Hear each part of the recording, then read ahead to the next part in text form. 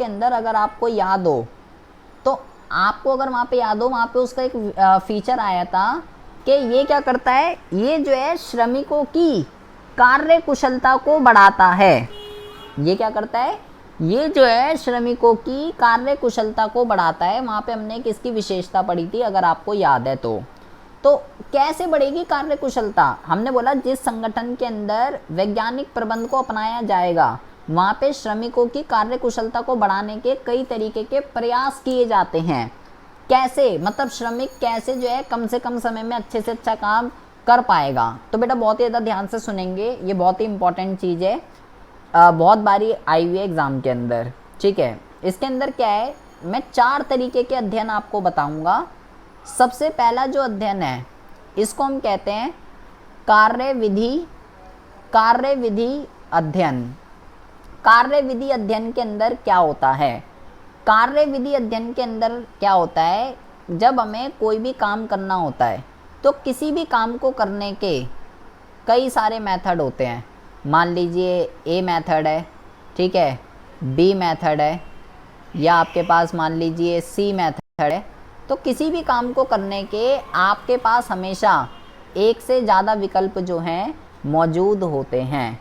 तो कार्यविधि अध्ययन आपको ये बताता है कि किसी पर्टिकुलर काम को करने के लिए आपके लिए कौन सा मेथड जो है सबसे बढ़िया है, सर्वाधिक उपयुक्त विधि का जो है चयन करता है। आप सबके हर मेथड के जो है बेटा अपने अपने लाभ होते हैं, ठीक है, अपनी अपनी हानियाँ होती हैं। हर मेथड का अपना लाभ होगा, अपनी हानि होगी, सबके अपने अपने फ़ायदे हैं, अपने अपने नुकसान हैं।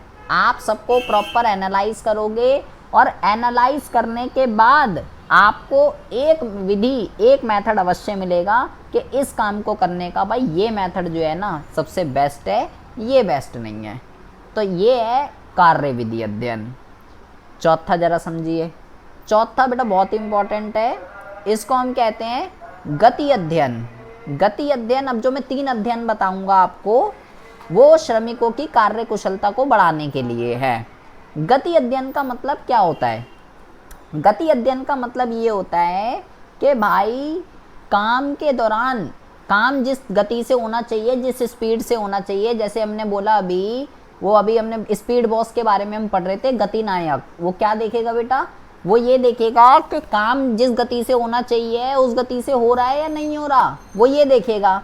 तो गति अध्ययन के अंदर क्या किया जाता है, गति अध्ययन के अंदर अगर वो काम उस तरीके से नहीं होता, अगर स्पीड बॉस को लग रहा है भाई ये काम तो उस तरीके से नहीं हो रहा जिस स्पीड से होना चाहिए, तो वो क्या करता है, वो देखता है कि कौन कौन सी अननेसेसरी एक्टिविटी श्रमिक कर रहा है। अननेसेसरी एक्टिविटी का मतलब कि काम के दौरान वो, जैसे मैंने आपको बताया, इधर घूमना उधर घूमना, बाहर जाना, बेमतलब की हरकतें करना, तो भाई उन सब हरकतों को समाप्त करता है और उसको बोलता है देख भाई काम करना है तो कर ले, ये जो तू हरकतें कर रहा है यहाँ पे ऐसा नहीं चलेगा।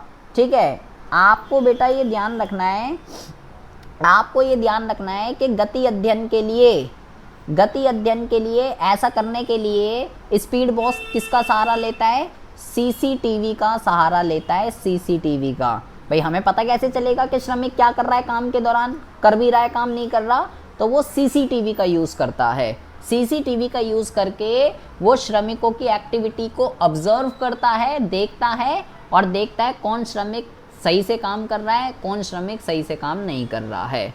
तो गति अध्ययन के अंदर काम के दौरान जितनी भी अननेसेसरी हरकतें की जा रही हैं, अनावश्यक हरकतों को समाप्त किया जाता है, सीसीटीवी की मदद से देखा जाता है कि कौन काम कर रहा है और कौन काम नहीं कर रहा, ताकि काम जो है वो समय पे और कम से कम समय में पूरा हो सके।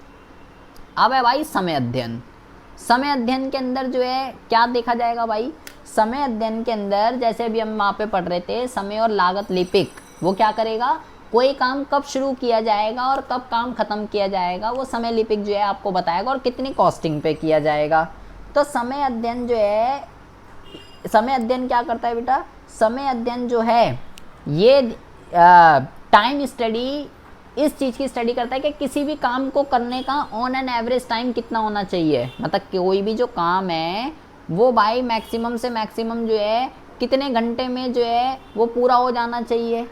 और आपको ये ध्यान रखना है कि इसके लिए जैसे गति अध्ययन के लिए किसका यूज़ किया जाता है, सीसीटीवी का। इसी तरीके से समय अध्ययन के लिए आपको ये ध्यान रखना है कि स्टॉप वॉच का जो है यूज़ किया जाता है। ये बहुत इंपॉर्टेंट टर्म्स है, पूछी जाती हैं, इसलिए मैं आपको बता रहा हूँ। भाई हमें पता कैसे चलेगा, हमें पता कैसे चलेगा कि श्रमिक सही जितना टाइम बोला गया था उतने टाइम पे काम कर रहा है या नहीं कर रहा है। ये कोई भी काम जो है ऑन एन एवरेज इतने घंटे में पूरा हो ही जाएगा, ये स्टॉप वॉच की मदद से जो है। स्टॉप वॉच को हिंदी में, इंग्लिश में स्टॉप वॉच ही कहते हैं। तो स्टॉप वॉच का यूज़ करके इसको जो है देखा जाता है कि भाई किसी भी काम को करने का समय जो है वो क्या होगा। छठा जो है भाई यहाँ पे आता है थकान अध्ययन। थकान अध्ययन जो है, अब ये क्या दिक्कत है, ये बहुत ही इम्पॉर्टेंट है। थकान अध्ययन, थकान अध्ययन के अंदर ये देखा जाता है कि भाई काम के दौरान श्रमिकों को कितना आराम मिलना चाहिए। क्या बोला मैंने? थकान अध्ययन के अंदर ये देखा जाता है कि काम के दौरान श्रमिकों को कितना आराम मिलना चाहिए, क्योंकि आराम बहुत ही ज़्यादा ज़रूरी है बेटा। एक बंदा एक ही जगह पे कई घंटों तक नहीं बैठ सकता, चाहे वो कुछ भी हो, कहीं पे भी हो। आप स्कूल में भी देख लीजिए, पहले 4 पीरियड लगते हैं, फिर लंच हो जाता है, फिर 4 पीरियड लगते हैं। भी ये क्यों हो रहा है, ऐसा क्यों हो रहा है? अब 4 पीरियड जो है आधे आधे घंटे के भी होंगे और 2 घंटे हो जाएंगे, और 2 घंटे बैठे बैठे एक ही जगह पे, अगर ये 3 घंटे हो गए ना, अगर 6 पीरियड, अगर ऐसा होता 6 पीरियड पहले लगते फिर लंच होता, तो वो जो 3 घंटे वो बंदा बैठेगा ना, 30 जो क्या कहते हैं 5वां और जो 6ठा पीरियड लग रहा होगा, ऐसी तैसी हो जाएगी उसमें। आप देख लेना स्कूल में जब लास्ट पीरियड लग रहा होता है, बस सबकी नज़र बस होती है कब बेल बजे, कब बस्ता उठाएं और कब निकले बस। तो क्यों? वो भाई एक ही जगह बैठे हुए हैं 8 घंटे से, भैया छोड़ो अब हटाओ। एक बंदा इतने घंटे तक नहीं बैठ सकता, बीच में आराम मांगता है। इसी तरीके से कोई ऑफिस होता है, तो ऑफिसों में क्या होता है, जैसे मोस्टली ऑफिस जो है 9 से 10 बजे तक जो है बेटा ओपन हो जाते हैं। तो मान लो 9 बजे ओपन हो गया, तो सबसे पहले 11 बजे जो है टी ब्रेक होता है, सबसे पहली बात तो, ठीक है। उसके बाद जो है 2 बजे लंच होता है, उसके बाद जो है 4 बजे फिर से टी ब्रेक होता है, फिर जो है फिर 7 बजे जो है या 6 बजे जो है छुट्टी हो जाती है। तो ये क्या हो रहा है, ये 11 बजे, 2 बजे, 4 बजे ये इतने ब्रेक क्यों दिए जा रहे हैं? ताकि श्रमिक एक्टिव रहे। अगर सीधा आप बोलो भाई कोई ये नहीं मिलेगा टी ब्रेक, सीधा भाई 2:30 बजे लंच होगा, अबे तो भाई वो सुस्त हो जाएगा बंदा, और खाना खाने के बाद तो मस्त नींद आती है दोपहर के टाइम, तो फिर तो बस वो क्या होगा, तकिया चाहिए बस, और वो काम नहीं करेगा। तो काम के दौरान कितना आराम मिलना चाहिए, इस चीज़ की स्टडी थकान अध्ययन के अंदर की जाती है, क्योंकि आलस मनुष्य का सबसे बड़ा शत्रु है। ठीक है जी। तो भैया आराम तो चाहिए। अगर आपको श्रमिक से अच्छी तरीके से एफिशिएंट तरीके से काम कराना है तो उसको बीच में आराम देना पड़ेगा। तो कितने घंटे आराम देना है, जैसे किसी किसी ऑर्गेनाइजेशन में आधे घंटे का लंच होता है, किसी में 1 घंटे का लंच होता है, 15 मिनट का टी ब्रेक होता है, 15 मिनट का ये होता है और 30 मिनट का ये होता है। तो मतलब काम के दौरान उसको टोटल 1 घंटा जो है मिल ही जाता है आराम के लिए। और फिर जब भाई टीवी करके फिर जो है मूड एक्टिव हो जाता है, फ्रेश हो जाता है। जैसे यार हमारे साथ भी है, अबे आप पढ़े जा रहे हो, ठीक है, 2 घंटे से 3 घंटे से आप पढ़ ही रहे हो, अकाउंट्स पढ़ रहे हो या कुछ भी पढ़ रहे हो, बोर हो जाते हैं, फिर क्या करता है मन, फ़ोन उठा लेते हैं, थोड़ा यूट्यूब चला लेती हूँ, थोड़ा इंस्टाग्राम देख लेती हूँ, या थोड़ा बाहर को घूम के थोड़ी बाहर की हवा घूम के आते हैं, फिर मूड फ्रेश हो जाता है, फिर 1-2 घंटा आराम करके फिर लेके बैठ जाते हैं। तो आराम मांगता है।